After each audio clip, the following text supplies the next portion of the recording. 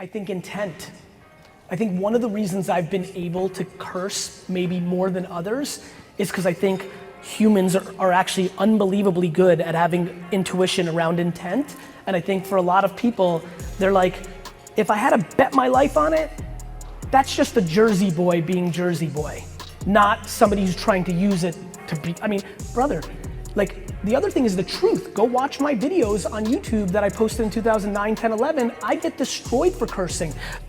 Steve's not, like I wish my CAA, you know, we just started a speaking bureau where Zach, who was my CAA rep, is now my I wish he was here right now to tell you how much money I lost in 2009, 10, 11, 12, and how they would beg me. They would say things, I mean, they would try to bribe me. They were like, we've got 500,000 in advance, 5 speeches, when I was making 30,000 a speech. So this is a big jump, 100,000 a speech, but you can't curse. And like this, and it needs to be like the beginning of you not cursing. And I was like, fuck you. Because I'll tell you where it is, my friend. I think you'll understand this, and I think I can tell why you picked up on that. It's intent. I'm not cursing for the sake of cursing. This is how I'm comfortable in communicating. As a matter of fact, I wish I didn't, because I would be bigger. You know, the alpha young males, I would have gotten them without it. But all the people I'm losing because I curse, the amount of people that judge me and think I'm a bad person because I curse would be staggering to you. You just have the capability of seeing through that and seeing the truth and the humanity. Like if I spoke with a little less energy, a little less bravado, a little less Jersey, and a lot less cursing, I would be 7 times bigger.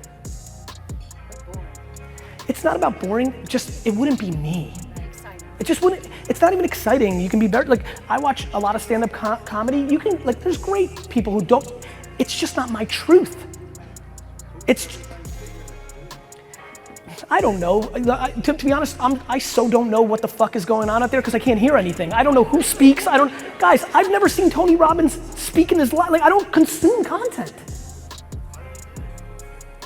Your content, right? I don't consume other people's books or podcasts or shows. I just read your comments. That's how I know stuff. You think I just lucked into having great understanding of human behavior? This is fucking 20 years of just reading every single person's point of view on every single goddamn thing. At scale. Of course I'm gonna be good at trend spotting. It's pattern recognition of what's made people tick. We don't change, the landscape changes. We're animals. That's why I know how insecure we are. That's why I laugh when you guys blame social media for what's going on. It's the mirror. Blame traditional media that puts us in a world where we know the truth. This is the step backwards for the 2 steps forward. We've got to reconcile our shortcomings. It's being exposed. So, you know, I don't want to, you know, to be frank, I'm not pumped, I'm vulgar. I take no pride in cursing. I don't think it's cool. I really don't. I just think it's me, and I don't know how to be anything but me. You want a real life lesson? Figure that out. Shit gets good. Judgment is very interesting to me. I've come to realize in the last 3 years that it is judgment that is stopping 90% of this audience. Especially when you go into different subcultures, it is scary to me how many of you are not doing things because you're worried about what your parents would think. You're worried about disappointing your parents. You're worried about the leverage your parents have. And that is unbelievably true in every culture, but obviously quite true in this culture. Judgment is the #1 thing that I need to break you out of for you to even begin to make content on social networks. You don't need to be perfect. You don't need to be right. You need to stay in your lane. You need to talk about what you know. You need to talk about what you're passionate about. You got to talk about either what you like or what you know. But you can't worry about the comments. Are you really going to live your life based on somebody anonymous saying that you're ugly or not smart? Yet almost everybody does. The amount of people that refuse to post or stopped posting because of a negative comment is remarkable, or because of a snarky comment by their brother or best friend or girlfriend. It's remarkable to me how grateful I am, how thankful I am that I was parented in a way that built self-esteem, confidence. And I'm grateful and also sad by how many aren't. And the only way I know how to break it is to push positivity and optimism and practical positivity into the ecosystem. If you're sitting in this audience today and you're not happy, and I mean this, like really ask yourself, are you happy? It's really been interesting to me to find something that works, which is you have to change who you're listening to. If you're sitting in this audience today and you're not happy, you have to change who you're listening to. It's scary to me that 85% of the people that are here today are here for one reason. They're looking for something because most likely a parent put them in a position that hasn't allowed them to feel fully comfortable. And so what has gotten me more motivated than ever around this subject matter is this, and I'm gonna keep going back to it. I would not be giving this keynote 20 years ago because living a life around putting out content on a platform that could reach so many people wasn't real. When the internet wasn't here, it was harder to do what you love. It was harder to be practical. You couldn't work your day job and then start a whole nother big career after because it was late at night and the internet didn't exist, so there was no scale. You know what, we're gonna open a store that was only open from 9 p.m. to midnight? It wasn't practical. It is now.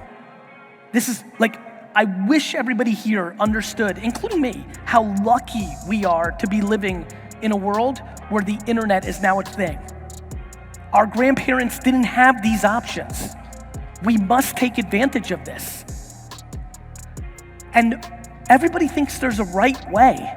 There is no right way. There's only your way. Some people are great at writing, others are not. Some people are comfortable in front of a camera, others are not. Some people are good at talking, others are not. The fact that you have the ability to control how you put out information based on what you're good at is remarkable. I don't want you to have a video blog if you're not comfortable in front of a camera. It's the reason I don't write. All my written content is Rogoff on my team taking the transcription of my audio. I can't write. I've written 5 New York Times best-selling books and I can't write. I'm serious. This is important. I have a top 100 podcast and I don't sit down and do a podcast. I strip the audio out of my vlog. Can we hear it for D-Rock? He's sitting on the ground.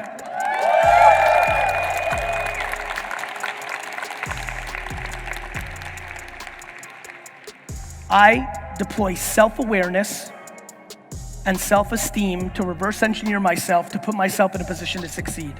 It is my great hope that I can inspire people to do the same, but it starts with being self-aware and having self-esteem. You know, what are some things that you do every day that you think are habitual, consistent things that help you make good decisions? I keep things in perspective extremely well. Both time and how important business is in comparison to real life, which is, it's not. Okay. All of a sudden, when you know you have a lot of time and you don't think things are that serious, you're dramatically happier. Yes. Almost everybody's upset because they don't think they have time and they think everything's super serious. Yes. Every day I put those two things in perspective, which makes everything else pop. And almost like done is better than perfect. I don't even, Right. I hate perfect. Right. I think perfect is the worst. Perfect is based on insecurity. Right, perfection paralysis is the worst. It's insecurity. You're scared of other people's feedback on it, so you are aiming for some theoretical perfection. I don't care what they think. Thus, there is no perfect.